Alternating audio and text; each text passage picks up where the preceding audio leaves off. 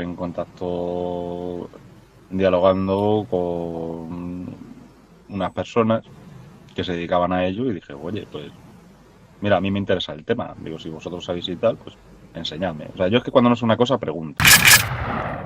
Hola, buenas. Estamos aquí con Javier Pérez Nieto, con el cual vamos a hablar de cosas que nunca creeríais. Bueno, antes de empezar, hola Javier. Hola Iván, ¿qué tal? Bien, muy contento de hablar contigo, porque siempre que hablamos sacamos cosas interesantes, o aprendo cosas interesantes, o me refutas algo que yo que tenía como algo inamovible. Bueno, en la duda está la inteligencia.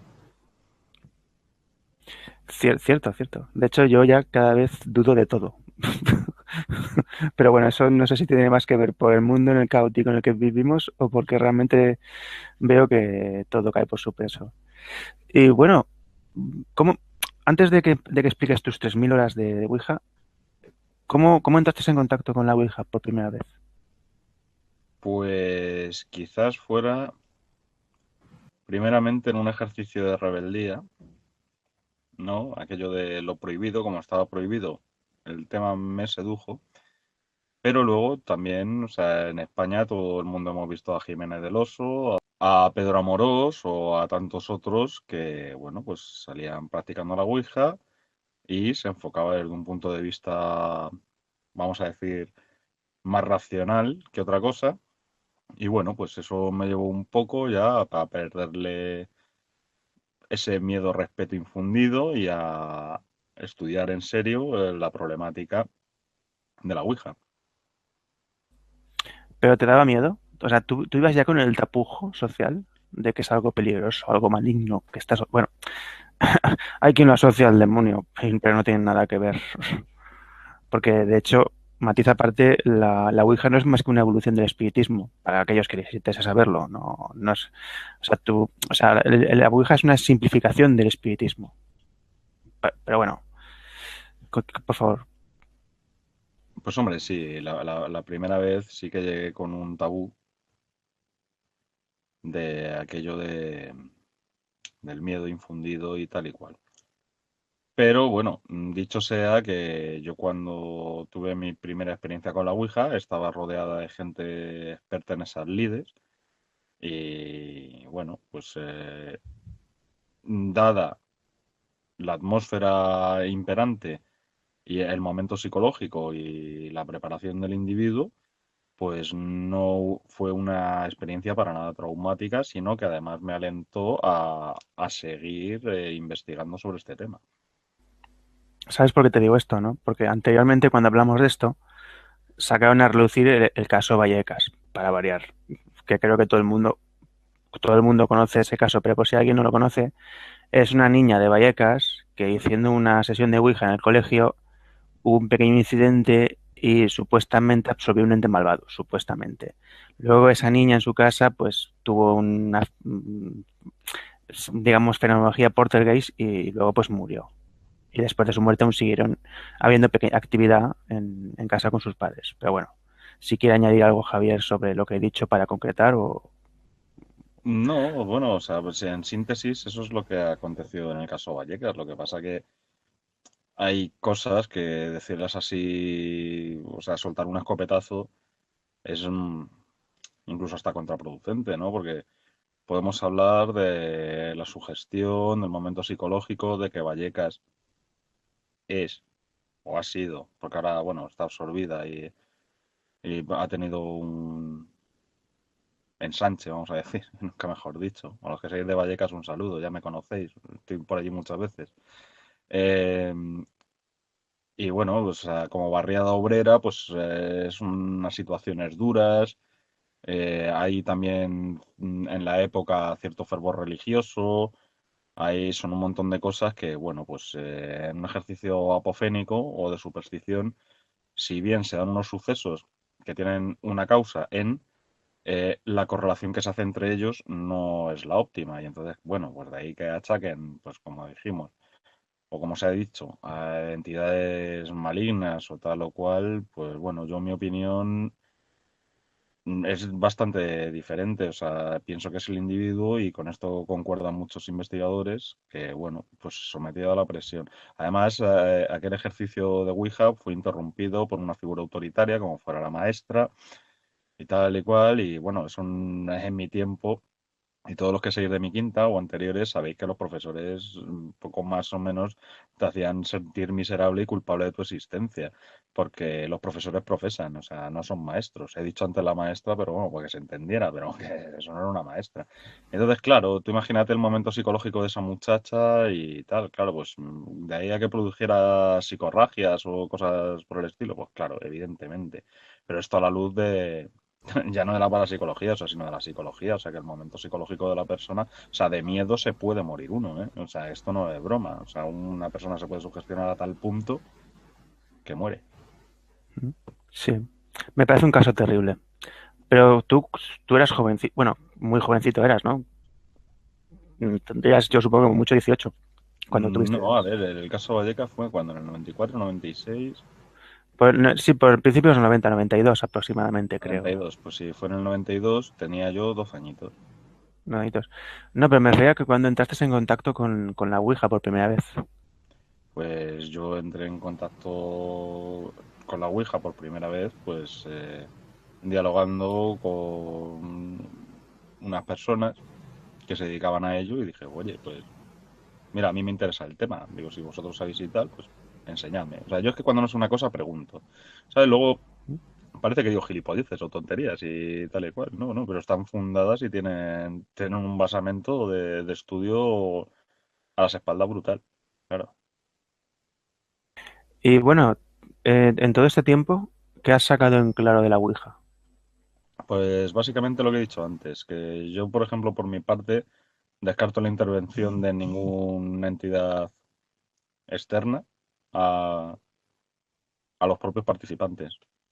De hecho, esto, bueno, pues en los experimentos que tengo aquí documentados, hemos sustituido a personas, otras las hemos excluido del experimento, hemos incorporado nuevas, hemos tal, y bueno, con las ouijas que ya enseñé en su día, que ahora no las puedo enseñar, porque yo me decanto a cierta forma de conexión entre los individuos. Y es una conexión pues que no obedece al lenguaje en ninguna de sus facetas, tanto corporal como verbal, y bueno, pues eso habrá que estudiarlo, que lo tenga que estudiar, porque yo no, a ver, yo con los experimentos Ouija no quiero ser ni un iluminado, ni un esoterista, ni un tal. Es una cosa que a mí me llama la curiosidad. Yo lo he comprobado, me apoyo en los estudios que hay al respecto. Y luego, bueno, pues serán los investigadores, los profesionales, los que deban deducir esas conclusiones. Yo aquí tengo casuística y la puedo poner a disposición. Pero que el asunto es ese, que yo me inclino a pensar que son los individuos y no otra cosa los que tienen arte y parte. Vale, te comento porque tú sabes cuál puede ser la diferencia entre la Ouija y el tarot. Que el tarot es un método estático para ver el subconsciente humano y la Ouija es un sistema que te permite comunicarte con el subconsciente humano. Sí, básicamente esa es la síntesis. Pero entonces, ¿te gusta más la Ouija que el tarot para poder hablar con la parte inconsciente del ser humano? Me gustan las dos. O sea, no, no tengo ningún problema. Igual que también pues, otros métodos oraculares, entre comillas, o incluso tengo por aquí, o creía tener, porque ahora no la localizo. Eh, ¿Te gusta el I Ching? ¿Tú ves el I Ching bien? sí, sí, claro. O sea, sí, lo que pasa es que nos estamos yendo ya de madre. No, tranquilo. Es que claro, entonces con la Ouija no se habla con los muertos. Yo no digo que no se pueda, quizás sí, pero yo por mi experiencia, o sea, descarto esa posibilidad. Yo por mi experiencia, en mi ignorancia, descarto esa posibilidad. Habrá quien diga que sí y que tenga tantas horas o tantos casos documentados o tanta historia y me lo pueda rebatir e incluso refutar. Y yo no digo que no, pero yo, desde mi opinión y desde mi experiencia, opino que es una conexión, llámalo telepatía, llámalo N sentido, llámalo como te dé la gana, porque esto han escrito mucha gente. Y yo me inclino a pensar que es una conexión con respecto de los individuos entre sí para arrojar un mensaje inteligible en base a lo que hemos dicho. El subconsciente o un método activo para hablar con el inconsciente colectivo. Vale, entonces deduzco que tú nunca has hablado con un muerto. No lo sé. Y eso de hablar con muertos depende, mediante la Ouija, ¿no? ¿Puedes explicarlo, por favor? Pero bueno, a ver, yo he tenido mis experiencias con fantasmagorías y yo opino que sí existen entidades descarnadas y bueno, pues que se manifiestan de según qué maneras. Y bueno, pues a mí me ha acontecido un hecho, que ahora no viene al caso, pero que yo estoy plenamente convencido de ello. Y puedo estar equivocado, pero yo estoy plenamente convencido. Lo que sí que con la Ouija y bajo luz y taquígrafos, pues no se ha dado, no ha habido veces que sí, que se han presentado mensajes como provenientes de, en principio, entidades descarnadas, pero que luego, a la hora de corroborarse las informaciones, pues no eran corroborables. O sea, es decir, lo que arrojaba el tablero no aconteció en la realidad, vamos a decir. Yo, a ver, creo que tu punto de vista es el correcto, que la más de las veces se produce una comunicación con el subconsciente de los que están ahí, haciendo una especie de circuito realmente, ¿sabes? Pero yo es lo que deduzco. Y antes de cambiar de tema, ¿qué es lo más raro que has visto en una sesión de Ouija? Lo más raro, bueno, es que habría que definir raro primero. Un perro verde. Bueno, existen perros verdes, ¿eh? De hecho, hay una variedad de perro que lo percibimos como negro, pero su pelaje realmente es verde. El asunto es que, vamos a ver, o sea, si por raro nos referimos a fenomenología paranormal, la he visto. O sea, eso no hay problema. Pero no entra dentro de lo raro, porque eran cosas que estaban contempladas que podían suceder. O incluso, por ejemplo, las descargas de las baterías de los equipos de grabación, así, de forma, pum, isofacta, todas a la vez, tener que ir a comprar pilas para las grabadoras, tener que cargar la batería para las cámaras de vídeo, que, para mi desgracia, yo no poseía una y quien tenga los originales, por favor, que los remasterice y me los mande porque es una prueba de apoyo grande. Entonces, pues eso ha pasado, descenso de temperatura, manifestaciones, yo qué sé, parafónicas, como puedan ser raps o puedan ser otra suerte de fenómenos. He visto salir, o sea, no salir disparado, ¿no? Pero sí moverse un máster de acero, sin que nadie lo estuviera tocando, o cosas así. Bueno, pues eso se da, pero yo entiendo que los individuos participantes en el experimento bien pudieran ser la causa de aquello. No lo achaco a entidades y vuelvo a reiterar, me puedo equivocar. Si yo no estoy aquí ni para desvelar verdades últimas ni absolutas, pero la cuestión es que eso se da, claro. No, hombre, 3.000 horas de Ouija son muy interesantes. Pues habrás visto. Pero tampoco es tanto, ¿eh? O sea, para ser, por ejemplo, para dominar una materia necesitas de 10.000 horas. O sea, yo solo he llegado a un tercio y esto es esporádicamente a lo largo de, por ejemplo, 10 años. O sea, si te pones a echar cuentas, resulta que es una nimiedad. Lo que pasa que, bueno, pues me dio por ahí en su día y, bueno, pues lo seguí investigando. ¿Mm? Vale. Ahora, la siguiente cosa que te voy a comentar es algo que hemos hablado antes, que más, porque tú recientemente has hecho un vídeo donde explicas el pentagrama y las funciones clásicas de los dioses que están muy relacionadas con la alquimia, pero también es una extrapolación a las facetas humanas. Y, y claro, me ha sorprendido que has llegado a la conclusión de que todo se transforma en plomo. Y eso es una cosa que me ha llamado bastante la atención. ¿Por qué Bueno, todo se transforma en plomo? o sea, vamos a ver. Eso no ha sido así.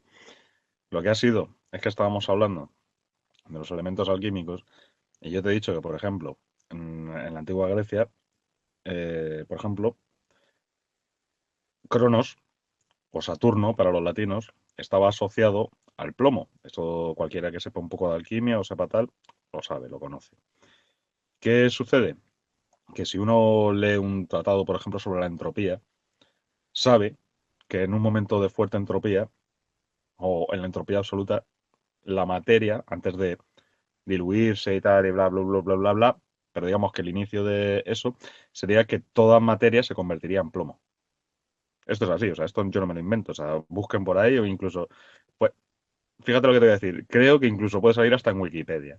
O sea, es Vox Populi, no es una conclusión mía, sino que eso es así. Lo que sí me parece curioso es que en tiempos pretéritos, el mismo arquetipo que rige el paso del tiempo, que la entropía necesita del tiempo para poder producirse, esté asociado también al producto entrópico, que es el plomo. Entonces, pues bueno, ahí la cosa. Esto no me lleva a ninguna conclusión, pero me abre una pregunta, o sea, se me abre una pregunta, una duda razonable de cómo en la antigüedad estas personas asociaban arquetipos e ideas a hechos concretos y reales que, bueno, a nuestro entender no tenían una metodología, bueno, que no como la nuestra, ni nuestros instrumentos ni tal, pero sí que llegaban a unas conclusiones razonablemente similares a las que a día de hoy llegamos nosotros midiendo de facto el fenómeno concreto. Yo siempre, bueno, hay quien defiende que es un conocimiento heredado, pero bueno, eso es discutible. Lo que pasa es que yo creo que es el pensamiento pitagórico, es decir, la fusión del conocimiento para la comprensión del medio. Yo creo que realmente los filósofos griegos eran místicos y llegaban a una comprensión intuitiva de lo que es el conjunto, que en el neoplatonismo se expresa como el espíritu. El espíritu es todo, el espíritu genera el cuerpo y el alma no es más que la información que recopila ese cuerpo a lo largo de una existencia. Entonces, digamos que ellos llegaron a, digamos, una especie de comunión con el conocimiento, con el espíritu o el conjunto, como quiera llamarse, porque eso es un sustantivo, son diferentes sustantivos para un mismo concepto. Y por eso, digamos, pudieron, de forma intuitiva o de alguna forma un poco metafísica, aunque eso es relativo, podían, digamos, llegar a esa comprensión. Porque, claro, a mí me gustaría saber cómo hace 25 siglos llegaron a algunas conclusiones. Claro, bueno, a mí se me ocurren hipótesis, es decir, teorías no probadas ni comprobadas, quizás también por la imposibilidad de poder hacerlo, pero se me ocurre hilarlo un poco con un argumentario que tú sueles utilizar, ¿no? Que es no la cuna de la civilización, ¿no? Sino la última de las civilizaciones como tales, ¿no? Entonces, ¿qué hubiera pasado si esos conocimientos fueran vestigios de unas civilizaciones anteriores que hubieran podido desarrollar ese conocimiento y a través del mito se hubiera conservado ese saber? Pues yo no lo sé. Pero si tenemos en cuenta que solo llegamos hasta hace 10.000 años escasos, en cuestiones, vamos a decir, relativamente exactas, ¿no? Aquello del diluvio, o sea, ahí en la franja de los 10.000 años ya, entre 10.000 12.000 ya empezamos a hacer aguas. Que el planeta puede considerarse un organismo dinámico, ¿no? Por sus fluctuaciones, sus cataclismos, sus cosas, y que probablemente si hubiera habido una civilización así, tal y cual, ahora podría estar no sepultada bajo las aguas, sino saliendo en forma de magma por la boca de un volcán, ¿sabes? O sea, por estos procesos que en la Tierra se dan, o tal o cual. O sea, tenemos una imposibilidad de medios que nos hacen construir una historia que en ningún modo nunca va a ser verdadera ni va a tener un grado de certidumbre, dentro de su certidumbre, completo. O sea, siempre habrá lagunas, agujeros y cosas que no podamos comprender precisamente por la imposibilidad de... Entonces, pues bueno, a mí se me ocurre que quizás, bueno, podría ser un conocimiento heredado. Sí, se podría justificar así. Bueno, sí, se podría. Ahora habría que comprobarlo. Y esa es la imposibilidad que tenemos. A ¿Por ver, qué? Yo no puedo, vamos, no yo, o sea, nuestra especie, o sea, no puede mandar un batiscafo al fondo de la última fosa del mundo a ver si allí hay una construcción o no sé qué. Pues no, y probablemente a tales presiones y a tales tal, aquello pues sea un montón de piedras y no ya otra piedra diferente de lo que antaño fue. No lo sé, o sea, es complejo y eso es un problema que, bueno, cuando estudias te enfrentas a él. Hombre, pero mira, lo que sí podemos hacer es comprobar las pruebas que nos han dejado, que están aún. Tú has llegado a estar en excavaciones, ¿no? Que tú has llegado a ir a yacimientos. O sea, Sí. esto te lo digo porque, por ejemplo, hay pruebas circunstanciales, como son la ciudad de Turquía de Valtepe, y otra que me gusta mucho que es el Homo forensis. O sea, una ciudad que está donde tenía que estar el paraíso de los judíos, bueno, el jardín de Edén, para entendernos bien. Y eso es por un lado, una construcción que se supone que no tenía que existir, porque no existía ninguna civilización que la construyera. Y por otro lado tenemos un homínido que no tenía que existir y que supuestamente hacía una serie de cosas que tampoco podía hacer si supuestamente existía en ese marco histórico. Son dos pruebas circunstanciales de que han habido otros homínidos y de que han habido otras civilizaciones. Lo que pasa es que la ciencia actual, o antropología, o arqueología actual, no quiere ni tocarlo. Pero, Bueno, perdona. Sí, y te iba a continúa. decir también una cosa que me parece muy curiosa, que es el Mahanata, que es el texto más antiguo del mundo. Hay un fragmento que tú supongo que conocerás, que es muy parecido al de la Estrella de la Muerte, porque lo cuentan casi calcado de introducirse dentro de la nave y volarla desde dentro. Y yo dije, ¿y esto se ha escrito hace 10.000 años? Sí, bueno, a ver, todos sabemos que América no es España y que en América hacen las cosas relativamente bien a la hora de dar difusión a según qué aspectos. No obstante, te iba a decir que voy a romper una lanza en favor de la ciencia, como siempre hago, aunque se piense que no. Pero sí, hijos míos, todo esto va de ciencia, que ciencia al fin y al cabo es conocimiento. Podemos criticar lo académico, podemos criticar un montón de cosas. Y lo que comúnmente entendemos como ciencia no deja de ser una doxología, o sea, una superstición realmente de gente que se cree científica y que no lo es y que no lo va a ser, ¿no? Porque primero, para ser científico tienes que generar conocimiento y eso no sucede muy a menudo. ¿Qué ocurre? Que si tenemos en cuenta que ha habido, como decía yo antes, un montón de humanidades pretéritas que han cohabitado juntas, que esta es otra, por ejemplo, neandertales, tal, hombres modernos, tal, Cromañón dental. claro. Entonces, claro. Luego, los movimientos propios, las convulsiones del planeta como organismo dinámico. Que esto no lo digo yo, que esto sale, por ejemplo, en la serie Cosmos, ¿no? Porque ya dirán, no, es que este dice organismo dinámico. Bueno, pues ustedes vayan a la serie Cosmos y a ver si lo que dice Carl Sagan y lo que dice luego su sucesor tiene, es rebatible, ¿no? Por estos mismos doxólogos, no de la ciencia. No sé, o sea, yo veo que puede haber una imposibilidad de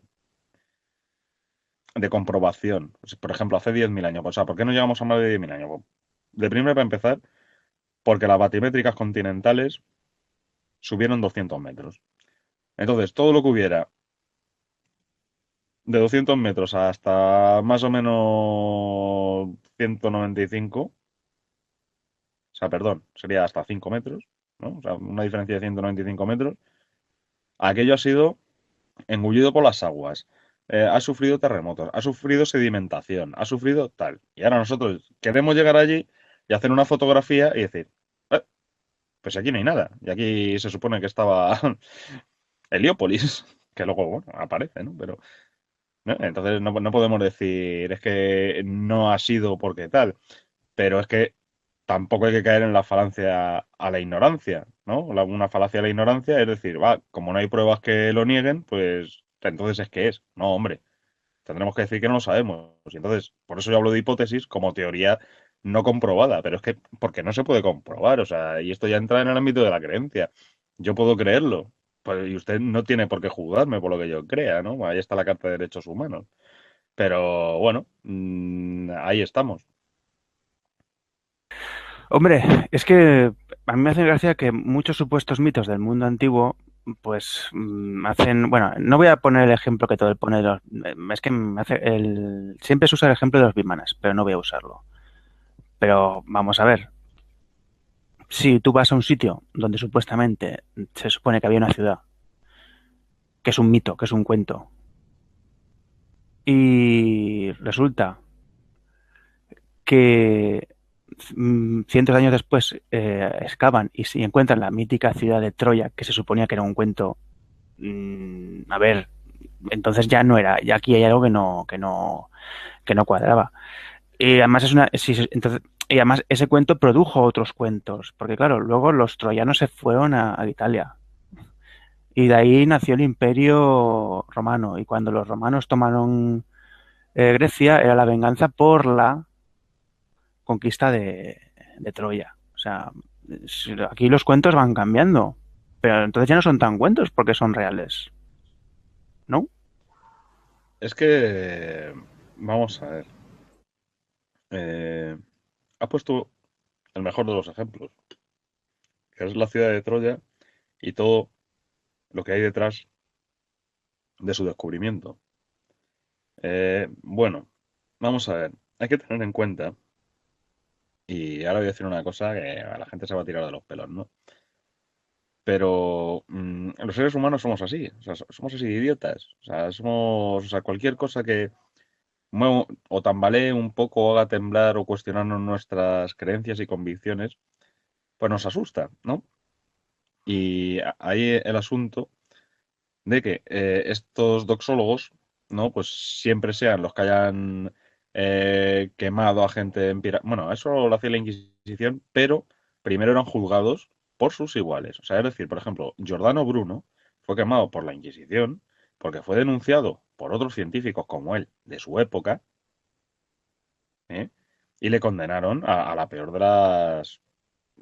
de los suplicios. Entonces, la Inquisición, como brazo ejecutor, cumplió su función, que era ejecutar. O sea, no era otra cosa, ¿no? Pues, pero estaban sometidos a tribunales populares. Y entonces, ¿qué pasa? Que con esto de la doxología, o estos doxólogos, no se tiene en cuenta un montón de cosas, de creencias irracionales, sobre las que esa supuesta ciencia que pretenden defender se basa. Por ejemplo, el cisma que produce las corrientes masónicas con respecto de la ciencia y religión, y en las que, pasándose por el culo ampliamente aquello que preconizaban, por ejemplo, si no vamos al platonismo o al neoplatonismo o al pitagorismo o a culturas anteriores, las edades del hombre, en las que se entiende que estamos en la peor de las edades, por ejemplo, un símil con el Kali Yuga o tal o cual, aquello, todo eso lo desechan y lo invierten. O sea, es decir, cualquier persona o civilización anterior a la propia que ocasiona el cisma, pues eran primitivos, que no tenían ningún tipo de conocimiento, ni bli blu ble. ¿Sabes qué otro ejemplo es eternamente ilustrativo? Y lo va a seguir siendo. Las pirámides de Egipto. Según los doxólogos, que no tienen ni idea de arquitectura, que no tienen ni idea de astronomía, que no tienen ni idea de nada, sino que son o bien egiptólogos, que a saber qué es eso, o bien arqueólogos, además, tú fíjate, o sea, estos doxólogos, y fíjate lo que estoy diciendo, doxólogos, cuando quieren denostar algo, le ponen el prefijo logos, ¿no? O sea, la psicología no es una ciencia, ¿por qué? Porque es psicología, si no sería psiconomía, ¿no? Como astronomía.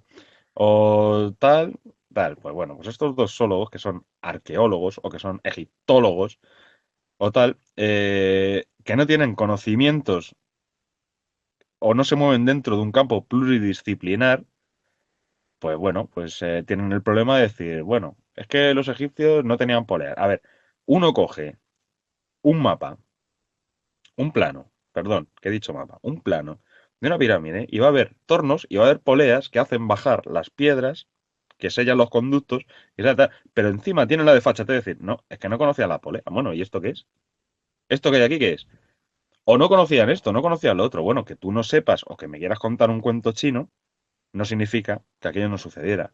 Evidentemente, tampoco digo que bajaran los marcianos, que como hipótesis puede ser, pero sí que se pueden comprobar otro cierto tipo de cosas, como por ejemplo la antigüedad de las pirámides y como que según la versión oficial, doxológica, pues no se sostiene. O sea, porque si no tenían herramientas, no tenían conocimientos y no tenían, pues las pirámides, el problema que tienen es que están, que no se pueden negar. Son evidentes, ocupan un gran espacio. No, pero es la mentalidad clásica, no quieren ni tocarlo. Pero bueno, el tiempo, valga la ironía, pone a todo en su lugar, más tarde o más temprano. Fíjate cómo los conceptos que se defendían hace 200 años fueron totalmente refutados. Newton era intocable hasta que llegó Einstein. Y Einstein también está cayendo porque los nuevos científicos están, digamos, indagando en la nueva física. Bueno, en los nuevos aspectos de la física que no se podían conocer porque no teníamos la tecnología. Y dentro de 500 años se retirarán después diciendo cómo es posible que estos cenutrios, con el conocimiento que tenían, no pudieran saber cómo se construyeron las pirámides si ellos mismos tenían la tecnología para hacerlas. Pero claro, es lo que tiene la perspectiva de mente. Un ejemplo, a mí hay un ejemplo que me gusta mucho que es Leonardo da Vinci. O sea, Leonardo da Vinci en el siglo XVI se le ocurrió construir máquinas voladoras, cuando a ninguno de sus contemporáneos nunca se le hubiera planteado hacer una máquina voladora. Bueno, yo supongo, hay, vamos a ver, Filón de Alejandría o anteriores ya plantearon esto y de hecho se especula que aparte de su cabecita privilegiada, que yo opino que sí, Leonardo da Vinci también estaba acompañado de legajos y de ciertas cosas que él, pues bueno, Hombre, intentaba algo desarrollar. aprendería, algo aprendería de sus maestros, digo yo. Claro, el señor pues intentaba desarrollar en su haber, o sea que ni tanto ni tan calvo, ¿no? Pero fíjate, no es que Newton fuera inamovible ni que Einstein sea inamovible. O sea, a ver, yo te puedo decir por qué eh, Newton no aplica en según qué casos. Y también te puedo decir por qué Einstein no aplica en según qué casos. Y te puedo decir por qué la teoría del Big Bang per se y basada en la teoría de la relatividad, me da igual, la especial o la general, tampoco funciona. Porque hay que tirar mano del planteamiento inflacionista y tal y cual, que lo que hace es suprimir toda curvatura en el universo, o sea, hacer un universo plano, bidimensional, para que aquello funcione y justifique el Big Bang. No sé, o sea, son un montón de cosas, pero sí que es cierto que tanto Newton como Einstein o como tal, sí que encontraron una serie de principios que aplican dentro de un campo en una concreción. Vale, ahora, lo contrario, esta doxología de estos que además se suelen denominar escépticos o cosas peores como ateos, sin siquiera saber, y que no está en la filosofía, cuando el ateísmo no deja de ser un movimiento filosófico. Bueno, pues ahí está el asunto, ¿sabes? Que es todo hablar desde la doxa y desde dos puntos que a mí me parecen cruciales. El primero es desde la ignorancia, o sea, porque ni son científicos, ni lo van a ser, por mucho que se empeñen, por muchas carreras que hayan sacado, pero no han generado conocimiento ninguno.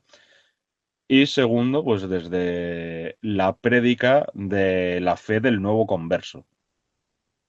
O sea, yo me doy cuenta cuando veo en YouTube, por ejemplo, pues esto, a dos mataos, que uno podemos denominar creyente y otro no creyente, o ateo, o pseudoescéptico, o doxólogo, o como le venga bien en llamarse, y cómo se enzarzan entre los dos, que si uno tiene dogmas, que si el otro no, y están incurriendo los dos en el mismo error. O sea, sus conocimientos actuales pasan por consultar Internet, y ellos no tienen ni idea siquiera de lo que están hablando. Dicen, no, es que yo he visto en Internet que la ley de Hostia. Newton dice esto, sí, pero usted ha hecho los cálculos como he hecho yo, por ejemplo. O sea, usted sabe, usted puede decir por qué aplica la ley de Newton. No. Pero yo digo lo que me han dicho. Bueno, pues eres tan borrego como el otro. Joder, sí que Cuando, es así de cuando me has fácil. dicho eso, pensaba que estabas hablando de Prat Chopra y el autor del gen egoísta, que tuvieron Sí, un... Dawkins, es que Dawkins ha hecho mucho daño y Dawkins intentó destruir a Dios con el gen egoísta y al final lo acabó confirmando. Esto es un hecho. No, pero Luego se Dawkins dio el la problema que ilusión de tiene... Dios. incurriendo en los mismos errores que achaca pues a sus congéneres. Tanto es así que dijeron, Dawkins, ¿tú quieres debatir realmente con un sacerdote, con teólogos y tal y cual sobre Dios? Y el hombre accedió. ¿Y qué pasó? Empate técnico. ¿Por qué? Porque de lo que no hay una demostración empírica, Dawkins no puede hablar y de lo material tampoco el teólogo se mete, porque son dos conceptos distintos. O sea, no están hablando el mismo lenguaje ni están hablando de lo mismo. O sea, para Dawkins, Dios es un astronauta barbudo. O sea, como para la mayoría de ateos. Dice, no, es que el Dios de la Biblia es un Dios cabrón. Ya, bueno, pero a ver, ¿usted sabe qué significa Dios? Porque a lo mejor usted está hablando con un fanático y está perdiendo la perspectiva de lo que es Dios o el concepto de Dios, el Theos Tonteon, el principio rector del universo, que usted a lo mejor lo llama Big Bang, o a lo mejor es lo anterior al Big Bang, ¿no? Porque si, a ver, si el Big Bang dice que toda la energía y toda la cosa estaba concentrada en un punto que era inferior al diámetro de un átomo y tal, y que aquello vibraba porque tenía temperatura, pero, ¿cómo que vibraba? O sea, si vibraba tenía que haber espacio para que pudiera moverse y tendría que haber tiempo. Ahora aquí, ahora aquí, ahora aquí, ahora aquí, ahora aquí, ahora aquí. O sea, el tiempo no se genera a partir del Big Bang, o sea, tiene que haber un tiempo anterior a esto, ¿no? Esto podemos hablar de Penrose y podemos hablar de un montón de científicos que sí se toman en serio las cosas y lo hacen, pero para que usted me va a contar a mí el Big Bang, a contarme que Dios creó el universo, si es que es lo mismo, o sea, usted sustituye al azar por Dios y tiene una explicación a todas las teorías científicas que se basen en aquello. No, es que las mutaciones son por azar. No, hombre, por azar no. O sea, existen unas cosas como, por ejemplo, la epigenética, que son los factores ambientales, la alimentación, tal o cual, que producen las mutaciones. Pero no me diga usted que es porque Dios lo quiere. Porque eso no se lo cree nadie. Vamos, de hecho, la teoría de Darwin, o sea, fue invalidada 20 años después de su muerte, porque no tiene ni pie ni cabeza. Y que había sido vamos, un instrumento de propaganda, pues, bueno, para el pensamiento que he dicho antes, esa corriente ideológica humanista vía masonería, que no digo que los masones sean malos, sino que esto es un hecho empírico, o sea, esto es la historia. Y bueno, pues allá fue. Porque ¿qué era Darwin? Darwin era un teólogo converso, o sea, dijeron, bueno, pues mirar, aquí tienen ustedes a un religioso que ahora es científico, y le vino muy bien para meter el rollo para el cisma de ciencia-religión, ciencia-religión. Pues sí, de hecho es una pena que se siga enseñando la teoría como válida. Pero bueno, tenemos que concluir. Para concluir, No, no vamos a concluir, si es que es una teoría maltusiana y muy nociva. ¿Por qué? bueno, yo Porque, te iba a a ver, decir que Einstein creía que este universo, que el Big Bang de este universo eran los restos de otro universo que produjeron este. Por eso había tiempo y espacio anterior. Pero bueno, es que Einstein también, entender su mente es jodido. Ah, no, es fácil, o sea, a ver, tú ten en cuenta que, a ver, todo descubrimiento o toda generación de conocimiento científico, vamos a llamarlo así, o sea, toda generación de conocimiento empieza por un acto de fe. Es lo que yo pienso, lo que yo creo. Y ahora voy y lo corroboro. Intento buscar la explicación, la justificación de mi pensamiento. Bien, vale. Y para eso tenemos todos los... Vamos, hasta donde yo he llegado hay 53 métodos científicos diferentes. O sea, no existe un único método científico. O sea, hay mogollón. Y me da igual que aplique ese pensamiento deductivo, inductivo, abductivo, que sea empírico, no sé qué. O sea, todas las combinaciones que se te ocurran. Ese es el rollo. ¿Qué pasa? Que, por ejemplo, Einstein, dentro de su creencia irracional, de cómo él pensaba que las cosas tenían que ser, descartó, por ejemplo, la cuántica. Esto es un hecho reprochable a Einstein, porque dio con la clave para abrir la puerta de la cuántica, pero la descartó porque decía que aquello no encajaba dentro de su sistema de creencias.